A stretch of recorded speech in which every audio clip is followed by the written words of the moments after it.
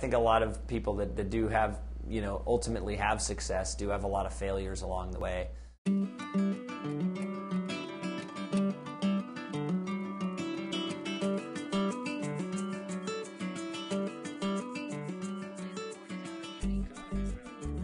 I think that that's a really, really important thing for everybody to keep in mind as they're coming up in their career. And I think for every manager to keep in mind as well, is that so often companies and businesses punish risk-taking and punish failures. And actually one thing we do at Gray is we actually reward what I call heroic failures. So if you go out on a limb and you have an amazing idea and it's something that is something that we're really proud of as an agency, even if it fails, we reward you. Because we want people thinking that way. We want people taking risks. And I think the minute you begin to crush that urge to take risks, especially in a creative business, that's when you die.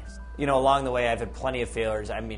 Probably my biggest failure was when I left Chiat Day. I went to Detroit, and I was working on a lot of General Motors business, big American car business, in a time when GM was struggling a bit. One of the things I was running at the time was Cadillac.